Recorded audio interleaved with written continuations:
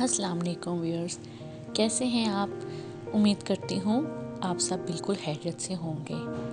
रजब का महीना शुरू हो चुका है और शब मेराज भी अनकरीब आने वाली है। इंशाल्लाह हम बहुत जल्द शब मेराज को लेके भी बात करेंगे। उसको लेके भी एक ख़ास वीडियो इंशाल्लाह मैं बहुत जल्द अपलोड करूँगी।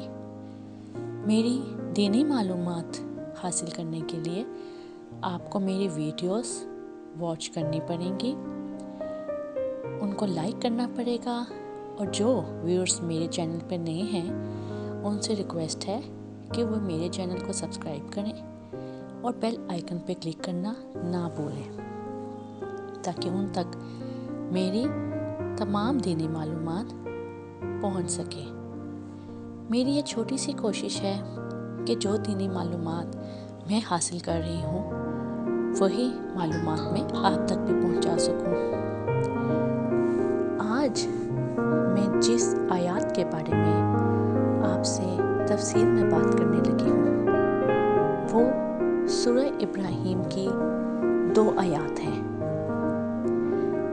एक आयत नंबर 40 और एक आयत नंबर 41, जिनका तर्जुमा है, ऐ मेरे रब, मुझे और मेरी औलाद को नमाज कायम करने वाला बना दे।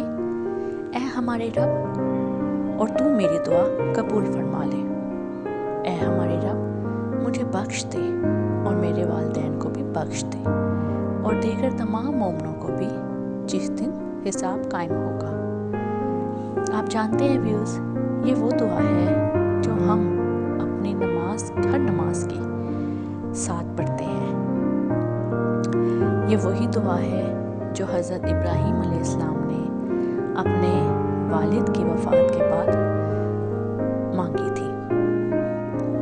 अब इसमें ये शुबा किया जाता है कि हज़रत इब्राहीम अलैहिस्सलाम ने ये दुआ अपने काफिर वालिद के लिए मांगी थी। यहाँ मैं आपको ये वाज़िया करती चलूँ कि हज़रत इब्राहीम अलैहिस्सलाम के हकीकी वालिद का नाम तारिक था।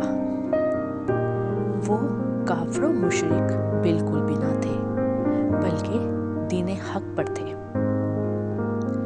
यहाँ पर जिन वालिद का जिक्र हो रहा है वो दरअसल आपके चचा थे, जिसका नाम आज़र था। उसने आप अलैहिस्सलाम के वालिद की वफ़ात के बाद आप अलैहिस्सलाम को पाला था, इसलिए उसे उर्फन बाप कहा गया है। यानी वो बाप जिसने आपको पैदा ना किया हो और ना ही वो आपका हकीकी बाप हो, बल्कि उसने सिर्फ आपको पाला हो, उसे हमारे दीन में उर्फन बाप कहा जाता है। और आज़र उर्फन बाप था और वो काफिर था। अब यहाँ ये कहा जाता है कि हज़रत इब्राहीम अलैहिस्सलाम को जब मालूम था कि उनका बाप उर्फन बाप आज़र काफिर है, तो उन्होंने उसके लिए मग़फ़िरत की दुआ कैसे फरमाई। तो इनकी 2 वजूहात हो सकती है। पहली कि कुफर की हालत में मरने की खबर आपको हुई ही ना हो और आप अलैहिस्सलाम का मकसद ये हो कि वो उसके लिए दुआ करें ताकि उसको ईमान की तौफीक मिल जाए,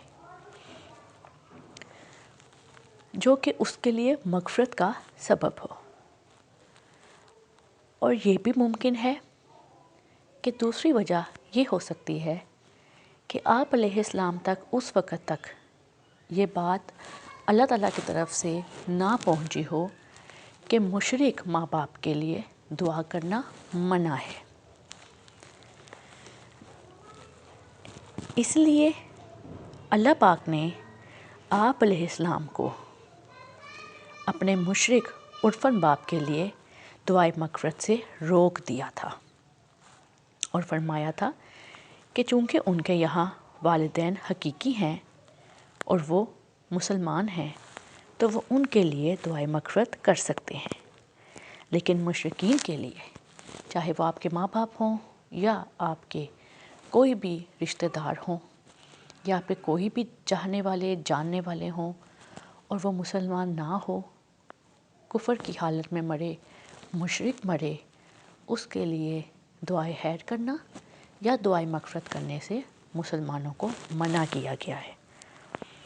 لیکن یہاں پر جو بہت ہی خوبصورت بات ہمیں پتہ چلتی ہے وہ یہ ہے کہ اللہ تعالیٰ کو آپ علیہ السلام کی یہ دعا اتنی پسند آئی تھی کہ اللہ نے امت محمدی صلی اللہ علیہ وآلہ وسلم کی نمازوں میں بھی اس دعا کو برقرار رکھ دیا تھا، جو کہ ہر اولاد جب یہ دعا پڑھتی ہے تو وہ اپنے ماں باپ کو بخش رہی ہوتی ہے۔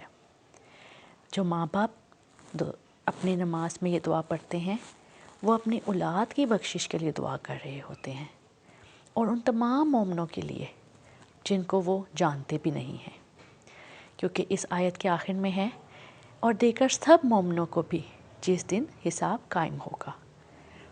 تو ہم سب کی بھی یہی دعا ہے کہ اللہ پاک ہم سب کی بخشش فرمائے، ہمیں 5 وقت کا نمازی بنائے، اور روز قیامت، روز حساب، ہمارا حساب بہت آسان کرے۔ آمین۔